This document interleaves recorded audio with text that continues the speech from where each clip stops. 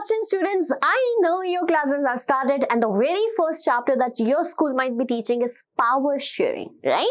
So we already uploaded a one-shot video for power sharing in detail, but I know that you need a video for revision too. So we are going to revise power sharing in just 30 minutes. Hold on. I'll first introduce myself. I am Tanvi Pahuja and I am your SST faculty on this platform Diksha Vedantu, where we are going to teach for class 9th and 10th completely in English. Today, in this video, we will decode what actually power sharing is, right? And we will study it with the help of two cases. And then we will conclude why power sharing is desirable. And we will see in practical sense actually where power sharing is being adopted, okay? First of all, decode the word that is power sharing. What do you understand by this? Sharing of power. Bacha, what it is? Sharing of power. Sharing actually means dividing. Yes, if we see at our family, certain responsibilities that are taken care by father, certain ones by your mother, certain even by you too, right? So with power comes the responsibilities too. That is very clear to us. Now, but this power sharing, what today we are going to study is not in a small matter, like a family, like a classroom, or like a cricket team. Rather, it will be for the entire nation. Getting my point or not? I hope it is pretty clear to you. So this is what we are going to study today, right? Which I just told you. And this is the pattern how we have to study it. First of all, we will complete a detailed chapter. Then we will move with MCQs. Then we have to follow and solve all the NCERT questions in it. Last, I'm going to give you certain homework questions. After doing that, you will be commenting here in my video that ma'am already done. Okay? So starting the chapter here right away. See. If we look at different democracies around the world, so we know that there are 193 countries across the world, and out of the 193 countries, more than 180 countries are democratic in nature. Okay, what is democracy? You already studied in class 9, by democracy is a form of government in which government is chosen by the people. Okay. Now here by the people does not mean that everyone is going in the parliament daily and taking decisions about the country because it is formed by the government. People, sorry. So here, in a democratic setup, right, the citizens of a country choose their representative, and this representative on the behalf of people will work in parliament, will raise the questions, will raise the issues, and keep in mind the work done. Okay, this is what is known as representative democracy. Okay, this is what is known as representative democracy, beta. Representative democracy, that we are pretty sure about. Okay, and we were studying the same in class 9 too. Now what happens? Pay attention. Now what happened? Consider a situation. Consider a situation in which the powers are not divided, rather the representative, a single representative holds all the power. Okay, let me tell you with the help of examples. Similarly, like in your family, I give all the powers to you to decide what to work, to decide what will be cooked, to decide when we will go out, etc., etc. Don't you think that you will become corrupt by that? You will decide that today will be Maggie in dinner. Okay, tomorrow morning we are going for walk. No, you will not be going on walk. Tomorrow morning you will be going to teach me bike. Okay, or in the evening we will be going for mall, etc. So the decisions will be according to you, not as per the family requirements, right? Similarly, when in a nation, we give power to a single authority, what will happen? Do you think that single authority will look after the needs of the people? No, because power corrupts and absolute power corrupts absolutely. And hence, this power sharing concept is the basic essence of democracy. Understanding? It is the basic essence of democracy. But what actually is power sharing, ma'am? Beta, power sharing means distribution of powers among different people or group of people, right? Among different people or group of people, instead that one person has the control. Right? Think about it. In a family, all the power lies with your mother. All the decisions will be taken by her. Will you be happy if you are not able to take the decision regarding your life, your streams, etc., your career? Similarly, will your father be happy if he is not able to take the decision whether he has to go out with his friends or not? No, na? So it should be the division of powers as well as responsibilities. Similar is for a classroom, for a cricket team, etc. So what is power sharing? When power is distributed nicely within the people or group of people. Get it? Come on. Now what happened? This chapter explains us the concept of power sharing in a very, very good manner with the help of two cases. One country which adopted the principle of power sharing and the other country which did not adopted the principle of power sharing.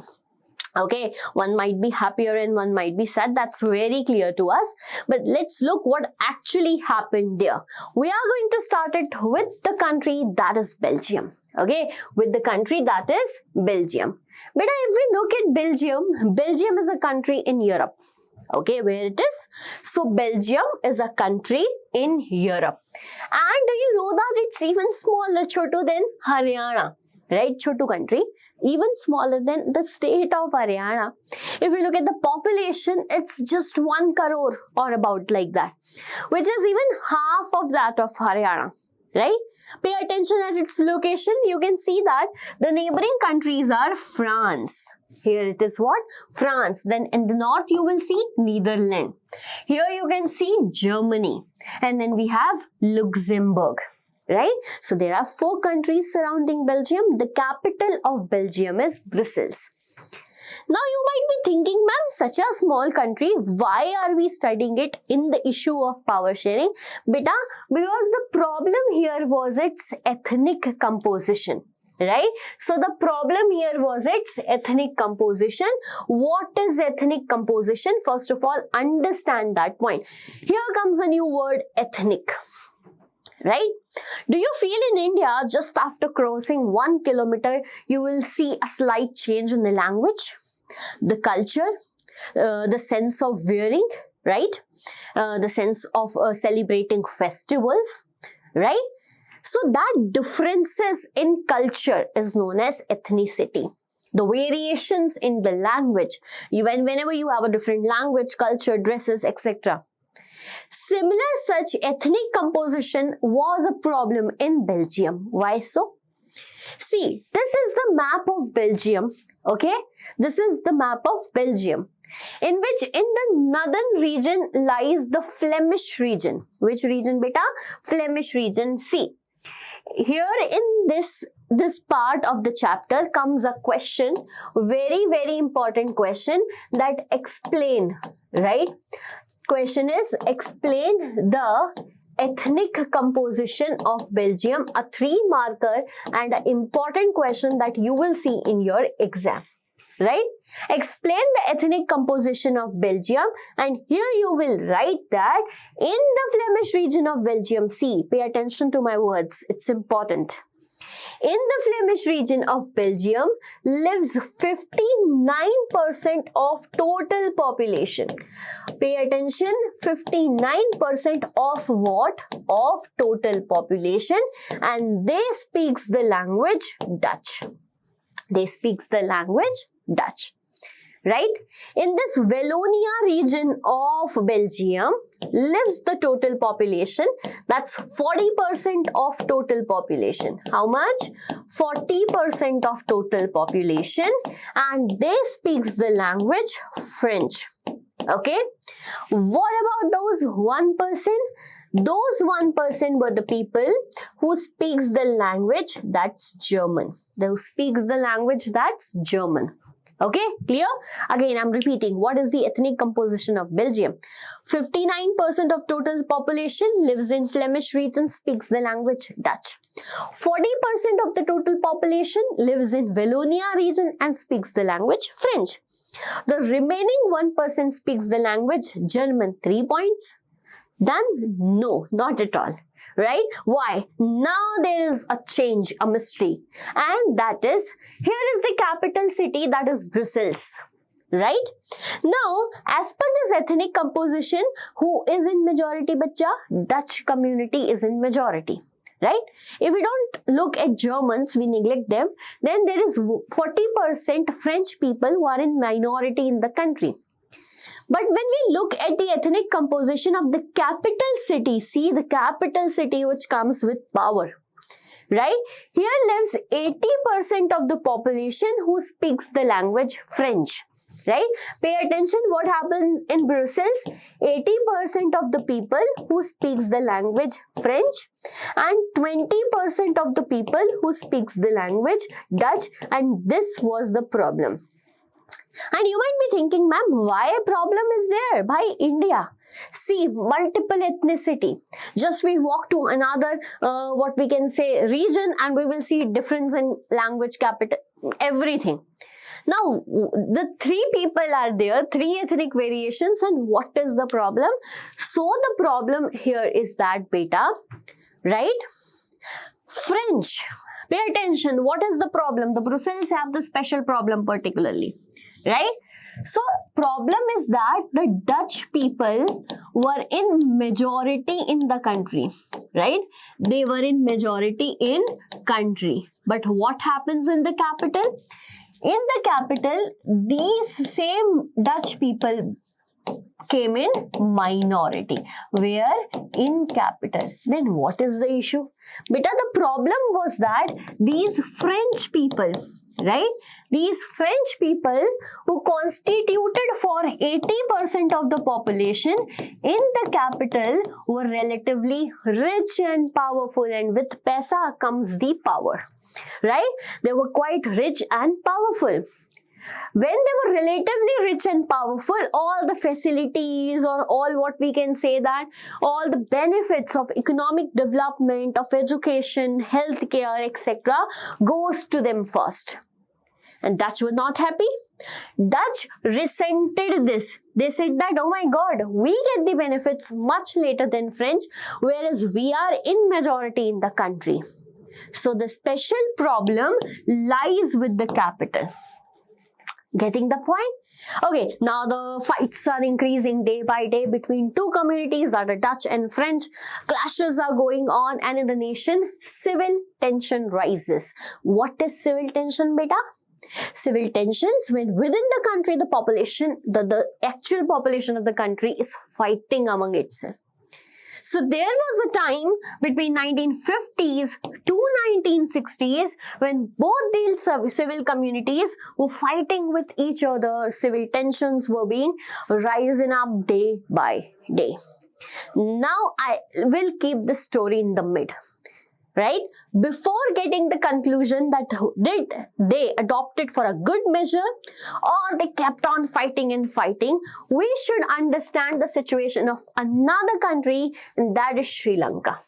Okay, let's move to the second case, that is Sri Lanka. I know you all know this country, right? Everyone. In 9th class, we were studying that. How is India separated with Sri Lanka through Palk Strait, if you remember it. So, Sri Lanka is a country in Asia, just little south in the southern coast of Tamil Nadu, right? Separated by India through Palk Strait, and you know we share our history too. So what happened? It got independent in the year 1948. Yes, just 1 year after India, by the Britishers only. So they also faced colonial era, etc. Right? If we look at its size, it's small country. If we look at its population, it's 2 crore. Same as Haryana. Do you know? Same as Haryana. Now, by small country, small population, have the history of, continued the history of India too. What happened? So, the problem is its ethnic composition. What is the problem, beta? So, the problem is again its ethnic composition, and the ethnic composition of Sri Lanka is quite interesting. Or we can say that it's complex too. Okay, let's understand. If we look at Sri Lanka, we see that the 74% of its total population, how much? the 74% of the total population here speaks the language Sinhala. Okay, that community speaks the language Sinhala, that's indigenous language of Sri Lanka, right? And follow the religion that is Buddhism. Follow the religion that is Buddhism, okay? The rest of the community, where 18% people speaks the language Tamil, and follow the religion either Hinduism or Islamism, okay? Either Hinduism or it is Islamism. Get it? Fine. Now, there are certain rest of the people, 7% people, right, who follow the religion Christianity. But what they speak? So, they speak both of Tamil and Sinhala. So, they belong to both communities. Here, by communities, I am referring to language, right? It's very, very clear that the people who speaks the language Sinhala, that constitutes for 74% are the people in majority. Whenever I talk about Tamil, it is 18% people, that is clearly a minority. Actually, do you know that in this 18% also there is a division, right? Among this 18%, there are 13% people who are actually the Sri Lankan Tamils. Okay, Sri Lankan Tamils mean their ancestors were also from Sri Lanka, their roots were from Sri Lanka, indigenous people of Sri Lanka. How much percent? 13%. Okay, get it? Now, the rest are 5% people, Indian Tamils, who might have moved to Sri Lanka for the purpose of economy or by the Britishers in the colonial time for agriculture, plantation workers, etc. Okay, crystal clear? The picture is clear or not? So, we are revising it once again. And the condition is 74% Sinhala, Buddhism, 18% Tamil, Hindu and Muslim, 17% Christian speaks both the language. By what is the issue? Clearly, issue is the dominant community here. See, the community that 74% is exactly in majority, and it's a large majority here.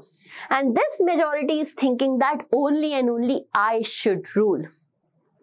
Getting my point? And hence they followed majoritarianism in Sri Lanka. What they followed? Majoritarianism in Sri Lanka. Do you understand what majoritarianism actually means? The phenomena, the policy where the majority community is thinking that by I should rule by whichever way possible. What they did? Come on, let's have a look. So in 1956, an act was passed which recognized Sinhala as the only official language. First point, answer to a good question. Okay. Second thing they did was that whenever any government policy will be made regarding the university position, the government jobs, preference will be given to Sinhala. Why so? Others are not living here or what? Right? Third is, the new constitution stipulated, it says that clearly that we are going to protect and foster Buddhism. My God, that means only Buddhism will be supported. Now, in this situation, how will Tamil feels? In this situation, particularly how Sri Lankan Tamils will feel that we also belong to this land. We are indigenous people. They started feeling alienated. You know what is alienated? Separated. They felt that we people don't belong to this land. So what they will do? They will fight. Right? So they felt that none of our language, our culture, nothing is being protected here. No one is sensitive about it. So we should ourselves be. They were aware that the Sinhala people who are in majority, the government will be formed by them for sure. The political parties have their majority and they are not going to look at our issue, and hence they started several political organization and started the demand of Tamil Elam, right? What is Tamil Elam? A separate land for Tamil people. Do you remember in that northeastern part of Sri Lanka lives the Tamil people in majority? Okay, so that said that separate our land. We don't want to be the part of you, right? And here is what civil tension arose. Okay, civil tension even leads to civil war here in Sri Lanka because they never wanted to solve the issue. Right? Civil war. You know, the country's situation is pathetic when a civil war happens. It ended in 2009, but it deteriorated the political, social and economic condition of Sri Lanka. Got it? Now you might be thinking, ma'am, what about Belgium? Did they follow the same thing? Right? See here, the power sharing is not at all adopted. What power sharing actually means is share the power within all the communities living in our country. And here it's not done. But if we look at the case of Belgium, it's quite interesting. See, the ethnic composition in Belgium was also complex. But what happened? They understood this. Rather than adopting majoritarian measure, they adopted accommodation. Right? Bringing all of them together and living peacefully. If we have a look, they amended their constitution 4 times. Right? They amended their constitution 4 times between 1970 to 1993. They recognized that problem is in the country. Let's figure out what is the cause. And the cause was regional differences, as well as ethnic differences. What they did, interesting. So 5-marker question is here. First of all, the constitution says that in the central government, pay attention, in the central government, the number of ministers will be equal from both the Dutch-speaking community and French-speaking community. For an example, this is Belgium. Here is the government, that central government. In this government, there are 100 ministers, out of which 50 will be Dutch speaking, 50 will be French speaking. Question comes here, right? Dutch were in majority, 59%. Why they agreed? They should have asked for the reservation of seats in the proportion of population. Why we are more, we need more seat. Why they agreed? You'll get the answer here itself in the video. Second thing, now to run a country, we divide the country into different states. We divide the country into different states. Up till now, all the power of the country lies with the central government. Now, this central government shared certain powers with the state government. Right? Sharing of power. So that the state government is no longer subordinate to the central government. Very good step taken. Right? Now, the country is changing from unitary to federal. That means sharing of powers. Second chapter is federalism. Don't worry about the word federal. Okay. Now in Brussels, that's the capital city, they have a separate government. See, for an example, this is capital. Right? They have a separate government in which both the communities will have equal representation. Remember, quickly, right? In the capital city, who was in majority? French, 80% people, right? Why here French are not asking for majority representation? Because here Dutch people agreed, right? And here French people agreed for equal representation. Get it? One very special thing that Belgium adopted was the principle of having a community government. Quite special, no one follows that. Right? Community government. Pay attention why there is need of another government. They said that in our nation there are 3 communities, that is Dutch, right? There is French and there is German. Each of them will have their separate community government. The members will be chosen from the same community. Okay, the ministers will be chosen from the same community. Why? What's their work? To make the laws for any cultural thing, any educational thing, or the language of their own. So basically, there will be no interference of each other in this. What do you think? What do you think that if Belgium did the same thing that Sri Lanka did, will they be a peaceful place? No. So after doing this accommodation, it became a very good peaceful place. Civil tensions declined, that civil strife was no longer there, and the country was chosen as the headquarters, the capital Brussels was chosen as the headquarters of European Union. Okay, glad? So what do you conclude from the whole two stories? Yes, power sharing is desirable. What, bacha? Power sharing is desirable. Okay, now it's CBSE, it's your class 10, and we can't just answer in yes. We should give them reasons. There are two ways in which we will give a prudential reason, moral reason. What is prudential reason? When you calculate all the pros, all the cons of certain situation. Why to do that? Why not to do that? And moral reason, which is morally correct. Okay, so beta, what is the prudential reason that power sharing is desirable? First point, when you share power, right, with every community, there will be reduction in what? The possibility of conflicts. When there will be no conflicts, there will be stability in the political order. Point number 2. Stability in the political order. Because what happened? Pay attention. Whenever the majority, remember that majority, which was the majority in Sri Lanka, Sinhala. Whenever the majority just impose their will, just impose their thing on the minority, right? It's attractive for shorter run. Oh, we are enjoying the power. But what happens in the long run? Civil tensions, civil war, so much disturbance in the country. So it not only is just oppressive for the minority, it often affects majority too. That was the situation in Sri Lanka. Clear? If I talk about moral reason, it is the very spirit of democracy. As I told you in the starting, it is the very essence of democracy. Right? Because it affects all the people who exercise the control or who live with its effect, right? Power sharing or democratic setup is a way in which people are consulted how they are to be governed.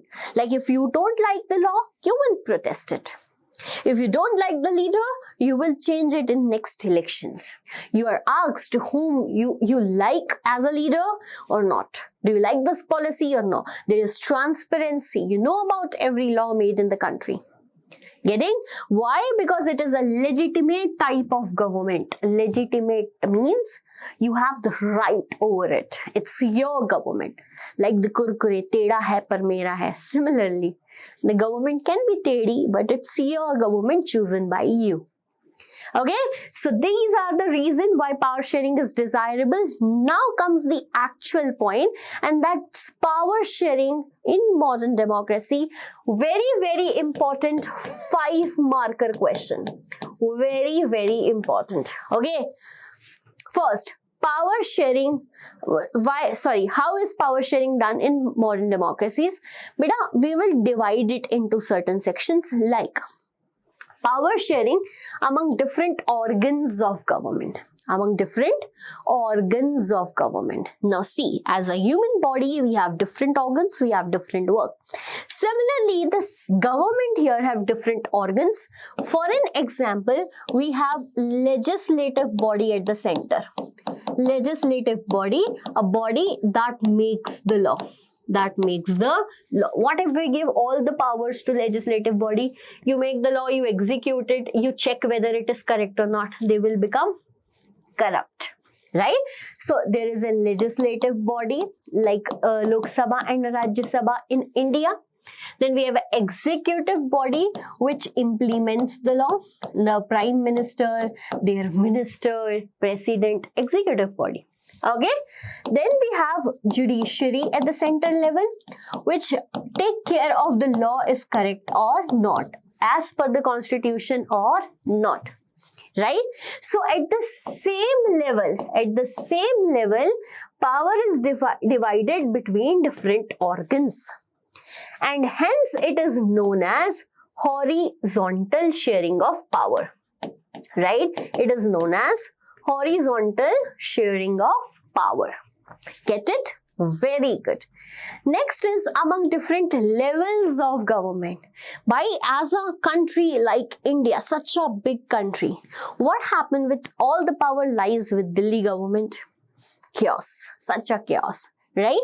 And hence we divided the country in such a manner that we have central government at the top, then we have state government after it, and then we have even local government after it, and this type of division is known as vertical sharing of power.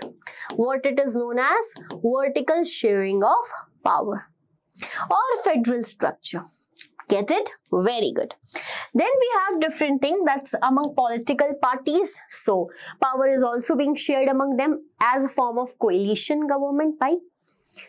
When two or more parties come together, contest election, form the government. Pressure groups, the groups who are pressurizing the government. For what? To make this policy, right? To raise the interest of the people in the parliament. What are these pressure groups? Groups coming together, right? Keeping a point of view in front of government and pressurizing them to follow the policy. This is power sharing. What if democracy might not be there in the country? No pressure groups might be there. Movements, whenever we don't like the law, we start movement. Like farmer did the movement in Delhi against the farm laws. So all these farmers had a say in democracy. Power sharing. Okay?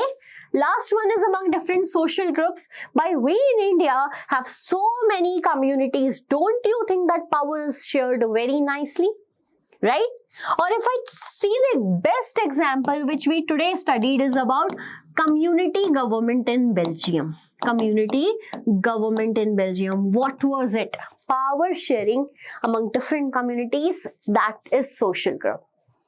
Okay, fine. So this is the most important question of this chapter, and I hope that everything is clear to you. So this was a rapid revision, or what I can call the chapter we studied in just 30 minutes.